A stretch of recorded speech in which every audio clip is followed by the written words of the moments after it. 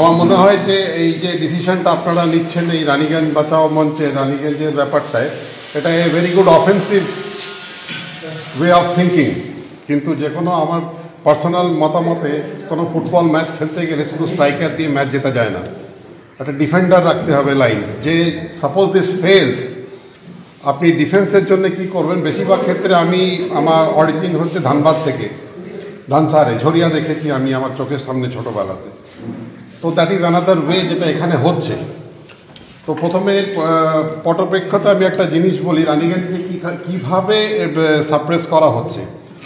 এই যে জিনিসটা যেটা হতে চলেছে, এটা মেনলি চারটে, আমি একটু লিগ্যাল ফ্রেমওয়ার্কেও কথা বলে দেখেছি, চারটে জিনিসের ওপরে এই জিনিসটা স্ট্যান্ড করে গভর্নমেন্টের পলিসি। একটা হচ্ছে ল্যান্ড অ্যাকুইজিশন অ্যাক্ট, দ্বিতীয়টা হচ্ছে ল অফ এমিনেন্ট যেটা আছে, আমি লিখে রেখেছি সেটা বলি আপনাকে। থার্ড অ্যাক্ট হচ্ছে কি compensation act, and fourth act হচ্ছে কি pollution control act.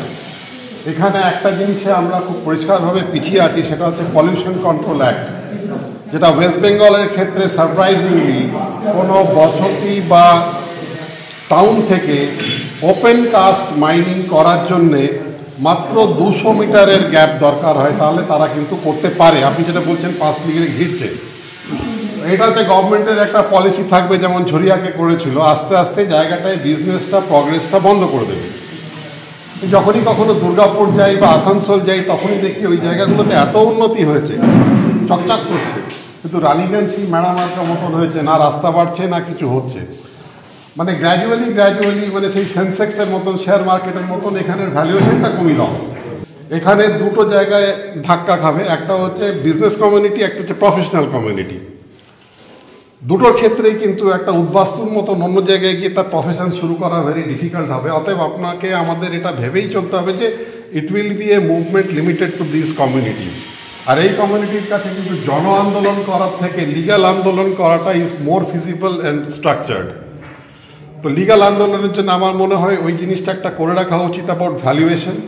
Second thing যেটা আমাদের করা উচিত হচ্ছে গিয়ে কি, এই যে গভর্নমেন্ট যেটা আমাদেরকে আনসারগুলো দিচ্ছে না, কেন করছে, কি ইয়ের বিষয়ে করছে, এগুলো এদের কাছে চেয়ে কোনো লাভ নেই।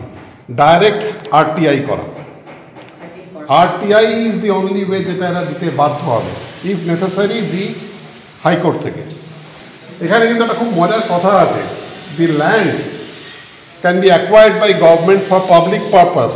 যেমন যদি এটা আর্মির জন্য নেয় বা কোনো এয়ারফোর্স বেস বা ক্যান্টনমেন্ট বানানোর জন্য নেয়, তাহলে আমাদেরকে গভর্নমেন্ট কিছু দিতে বাধ্য নয়, জাস্ট নিয়ে নেবে এবং সেটা বলবে। But this is not that. এখানে কোনো একটা ইন্ডাস্ট্রি করছে, সেখানে ইন্ডাস্ট্রির জন্যও কিন্তু গভর্নমেন্টকে লিগ্যাল দুটো ভ্যালিডিটি দেখাতে হবে, যে এখানে আমি এই জিনিসটাকে যে তুলে দিচ্ছি এই শর্টটায়, তার থেকে যে এক্সটেকার হচ্ছে তার থেকে আমার এক্সটেকার বেশি হবে।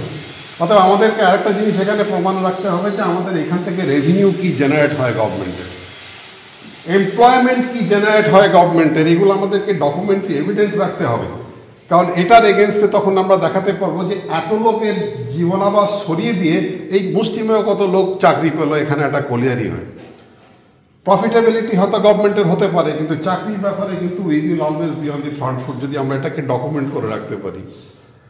থার্ড থিং হচ্ছে কি, গভর্নমেন্টের এই যে অ্যাকুইজিশন অ্যাক্ট আছে, এখানে কিন্তু পরিষ্কার একটা জিনিস লেখা আছে, government can take for public sector use for public benefit, not for private. আর যত দূর আমার আইডিয়া আছে, এখন তো গভর্নমেন্ট পাবলিক বলে কিছু রাখে না, সবই হয়তো সব মানে প্রাইভেট বাবাজিদের সব তাবেদাররা এই মাইন্সগুলো পাচ্ছে। অতএব this should be our target, যদি কোনো দিন কেসে যেতে হয়, যে আমরা প্রাইভেট কিছুতেই করতে দিতে পারি না, কারণ প্রাইভেট তো লিগ্যাল প্রভিশনই নেই। সেখানে গভর্নমেন্ট যেটা করে, যেমন ধানবাদ সাইডে করেছিল, গভর্নমেন্ট প্রথমে কোল ইন্ডিয়া থেকে দিয়ে টেক আপ করায়, দিয়ে তারপরে সেগুলো লিজ দিয়ে দেয় প্রাইভেট, যে তুমি নাও, সেখান থেকে পয়সাটা বানিয়ে নিল।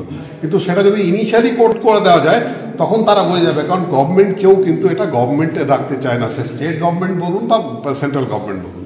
गवर्नमेंट प्रॉफिट करते चाहे किंतु लोकेर घाट दे दिए। जो ये कर रहे हैं रानीगंज बचाओ में, इसमें हमारे क्या क्या ऑब्जेक्टिव है? दो चीज में बहुत पर्टिनेंट है। एक तो रानीगंज के साइड में जो ओसीपीज हो रहे हैं, एक वो, और एक रानीगंज में जो हम लोगों को कंस्ट्रक्शन का परमिशन नहीं मिल रहा है, सेकेंड वो। तो अगर कंस्ट्रक्शन का परमिशन नहीं मिल रहा है तो क्या वो एक ब्लैंकेट बैन है या कुछ पार्ट्स में कुछ बैन है। तो टेक्निकली हम लोगों को बहुत साउंड होना पड़ेगा, क्योंकि हम लोग कहीं पर भी अगर बात करते हैं तो देखिए हम लोग प्रशासन के आगे हवा में बात नहीं कर सकते। हम लोगों को लीगली, टेक्निकली और ऑब्जेक्टिवली बहुत साउंड होना पड़ेगा। और रानीगंज चेंबर ऑफ कॉमर्स इस मामले में बहुत सजग है। पिछले 5-6 महीने से हम लोगों के यहाँ एक कमेटी भी बनी है, जिसके हमारे एक रानीगंज बचाओ कमेटी की, जो रानीगंज चेंबर की कमेटी है, उसके हमारे चेयरमैन, हमारे वर्किंग प्रेसिडेंट श्री प्रदीप बाजुरिया जी हैं। हम लोगों ने इस बीच में जैसे जनप्रतिनिधि वालों से बात हुई, प्रत्येक जनप्रतिनिधि से हम लोगों ने मुलाकात की। तापस बाबू से मुलाकात की, नरेंद्र से मुलाकात की, हरिराम सिंह जी से मुलाकात की, मौलैदा से मुलाकात की और शत्रुघ्न सिन्हा जी से मुलाकात की। मौलैदा ने सारे, और सबका मिलने के बाद लास्ट में हम लोग मौलैदा के पास गए थे। जिनके पास भी गए, हर प्रतिनिधि ने हम लोगों को एक लेटर दिया in the name of UD minister, मतलब फिराद हकीम साहब के नाम पे, where they have clearly written कि रानीगंज की ये जो समस्या है, जो यहाँ पर कंस्ट्रक्शन परमिशन नहीं हो रहा है, we are very means worried about that and that should be looked into. एक जो अभी शायद जो हो रही है कि एक नई कमेटी की बात चल रही है, क्योंकि ये परमिशन विदाउट टेक्निकल क्लियरेंस खुल नहीं सकता। एडमिनिस्ट्रेटिव डिसीजन में ये परमिशन नहीं खुल सकता है, इसको एक टेक्निकल एडवाइस और टेक्निकल डिसीजन चाहिए।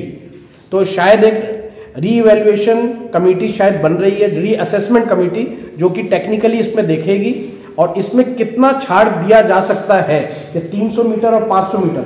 हम लोगों ने ये भी कहा कि आप इस पे ठीक है, आप हाई राइज अभी नहीं दे रहे हैं, एक डिसाइड कर लीजिए कि हम लोग G+1 देंगे, G+2 देंगे, G+3 देंगे, जिससे कि एक साधारण टाउन खराब नहीं हो। टाउन को बचाना बहुत जरूरी है। तो ये एक साइड साथ साथ में चल रहा है। तो हम लोगों को इसको 2 पार्ट में डिवाइड करना पड़ेगा।